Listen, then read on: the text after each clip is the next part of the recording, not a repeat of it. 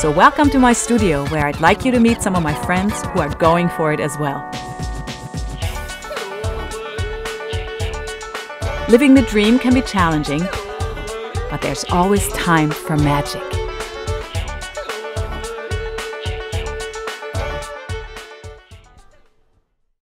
Welcome, Robert Montano. We've known each other a long time. Actually, I was doing a little show on Theatre Row, and you were doing Kiss of the Spider Woman. And I think wasn't it around that time I met you. Birdland? That was at Birdland. Birdland, yes. Was that You came and Birdland? saw the show. Vodka. No, I'm kidding. So It's just, I got to know you as a dancer yeah. and singer. And then I found out that you also are a kick-ass actor, and you had a whole other career as a professional jockey. Yeah. So let's start there. Okay. Let's start with your beginning days. You grew up in Belmont. First 7 years in Queens, and then we moved to Hempstead, Long Island. And you smelled the manure. That's on your face. Well, that was, that attracted you to the horses. But the truth of it is that, you know, when I was delivering newspapers to this lady, you know, and her husband, who both worked at the racetrack, and I kept saying to them, you know, I said, Jesus Christ, that's like a very heavy peat moss that you have going on in your lawn here. And they go like, no, that's probably horse manure. I was like, oh, peat moss. Wait a minute, you work with horses? What do you do? And they said, we work at Belmont Racetrack. I'm an exercise rider, and my husband works at the Starting Gate. I was like, get out of here. I said, and I've never begged anyone, you know, to let me go anywhere with them, you know, but I begged them profusely to take me to the racetrack, and they did. My mother and father were dead set against it, but, you know. Now, were you scared of those horses? I remember horses, I was always scared as a kid. They're so huge, they have so much power. You weren't scared when you approached them. No. You had a natural No, it was like, for them, right? Yeah, it was like, for me, they were like overgrown dogs. Oh. You know, I mean, no, but that's what it was. I mean, that's, you know, because each of them have their own personality. You know, people who have been working around horses a long time used to say, you know, kid, boy, don't get near that horse. He's gonna kick you. He's gonna bite you. And I'd be like, yeah. And I made that horse so docile. And when I was doing a play at Actors Theatre Louisville, John Jury, the artistic director, he came up to me, you know, during the opening night. We were having some drinks. And he said to me, you know, you have, you know, your jockey days written in the playbook. Why don't you write something about that? So I was like, yeah, nah, I don't find it interesting. And he says, wait a minute, let me ask you something. I want to go down the line. How many races did you ride? And I was like, that hurt. I said 7. I had to admit it. You know, and he asked me, how many races can a winning jockey ride in a day? And I said 9. He could ride the whole card in one day. And he said, wait a minute. So what did you do in that 3-year period? You know, that, you know, I said, mostly lose weight every day. Oh my so God. I was running like 17 miles every single day. I read your script under the wire. You actually ended up writing that script, thank God. And it's very disturbing how you had to keep your weight down. You know, that's what he said. He said, you know, so because wait a minute, you rode only 7 races in 3 years' time. You ran 17 miles every day with saran wrap around your body and Noxzema cream and right into the steam room. And you had to take pills, dehydration pills? I did everything. I was 5'7" at 103 pounds with saddle and silks. Amazing. So I was basically living on air. Oh, I can't even imagine. I mean, and then, but so he said, that's the story. That's the story. It's about the little train that couldn't, because I was like trying to fit a size 8 foot in a size 5 shoe. My cousin was also a jockey, and he got killed in a race, unfortunately. God rest his soul, Robert. I love you. And, you know, one day, you know, my brother, who was grooming horses for the trainer I was riding for, he knew that I was just absolutely distraught about Robert's death. So there was this club, you know, at Saratoga racetrack, you know, in that area, called the Rafters. I'm talking about, you know, late 70s. So he says, look, you got to get out of this, you know, and come dancing, you know, let's go dancing. I was like, no. Now, meanwhile, I was a skinny little kid with like major buck teeth, you know, and spread out, you know, and no girl wanted to dance with me. I was just like, no, I can't imagine that. No, I wouldn't want her to dance with me, but I ended up dancing with me. Yeah. You know, so I was like hitting the dance floor by myself, you know, but I saw that I was like, you know, getting something out, you know, and it was really my anger about Robert's death, because I felt alone, you know, so you betrayed, and I was dancing by myself. Dancing is such a healing thing. Yeah, yeah. I've gotten over my own things with dancing, and just because it feels good to release. You lose your mind. You're not, you know, you don't go into. You can just release exactly. Yeah, and it's something else takes you. But then, this girl comes over, a pretty girl, and said, you know, can I dance with you? I was like, me? She said, yeah. And I was like, okay, you know, we dancing. And before I knew it, you know, I realized, you know, there's anything, you know, I would want to do is probably this, you know, if I couldn't be a jockey anymore. And watching Saturday Night Fever, you know, and thinking like maybe that's, you know, John Travolta got the girls like that. That's the route I'm going to go. Exactly. I have to mention, you know, my very first job, which was, you know, like a week before I graduated from Adelphi University. I got Katze, but I got Katze in Vienna, Austria. Yeah. So, you know, and I was doing my home turf.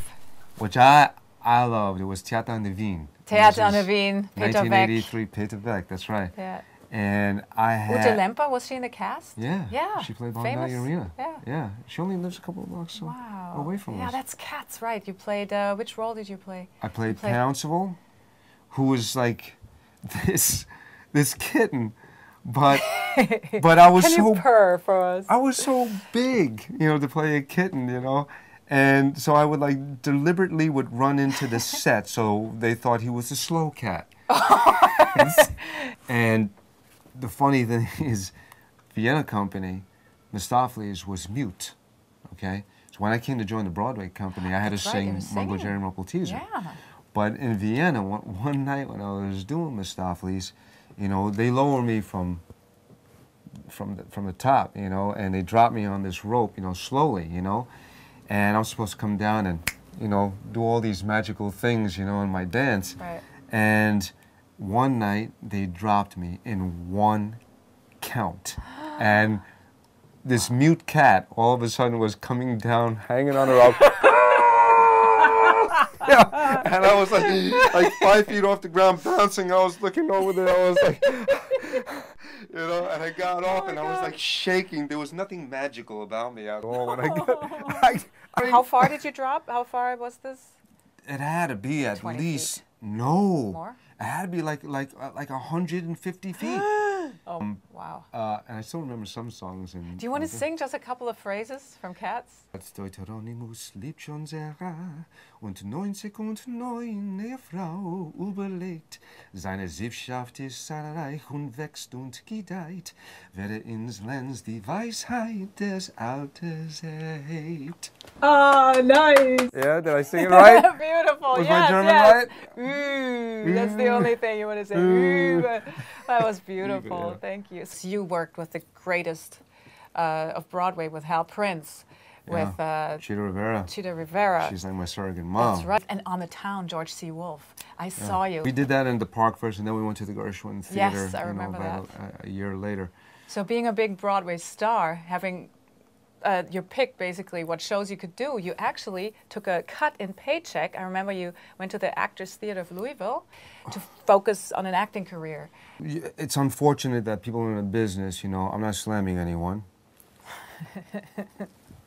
but people in the business, you know, why would they want to get me if they can get someone like, you know, Ralph Macchio, let's just say, you know, who's been doing straight acting for, you know, since he was a kid. When they see that I've done, you know, X amount of musical theater, and they always think that it's, you know, it's a tough jump over, you know. You get labeled. But it's not. You get labeled. The only way you can get casting people that take you serious if you take yourself seriously first. Exactly. So what I had to do was, unfortunately, you know, stop taking musical theater jobs, which were, you know, offered to me a good paycheck, quite a bit. It was a great paycheck. And wonderful work, yeah. But I decided to leave Kiss of the Spider Woman, which I was making money, because it was good, and for a hell of a lot less to star in this play called Cloud Tectonics, written by Jose Rivera, who Jose Rivera did the movie, Motorcycle Diaries. So your parents, did they come to the plays whenever you were on stage? Yeah. I'm sure they did because they lived close by. Oh, my father was always like, you know, how did you arrive to that moment? I mean, when you got to that moment, I saw you thinking in so many different, like you went through this anguish. So cool. And my mother's like, oh, where's the party? I want to go to it's opening night. It's opening night. And from there on, you did television, Law and Order, and Sex and the City. You played Kim Cattrall's lover. Yeah. You did films. Shame with Michael Fassbender. Oh, that's right. I saw you in that one. No. Yeah, that was a wonderful. That's right, because you went to the... I won a National Board of Review that I'm a member of, and we saw it. And all of a sudden, that's Robert! Yeah, and the director... You played a wacky waiter. Very strange. It kind of changed the whole tone of the piece when you came in. Yeah, I wanted to make him like he was just, you know, film. not good at his job at all. Just How much was your own input? How much did the director tell you to do? Well, Steve McQueen, you know, who's this brilliant, you know, British director, he said to me on the set, you know, he said, you know, Rob, you know, how are you with, you know, improvising? And I was like, I live in improvisation. And he said, okay, best thing. Then let's give it a, you know, a go, like 1 or 2 takes, and then we'll go from there. I was like, okay. So after the, you know, second take, he said, go, do what you want, you know. So what's next for you? Next, porn. Porn. Do you eat the stems of your broccoli? I do. Okay.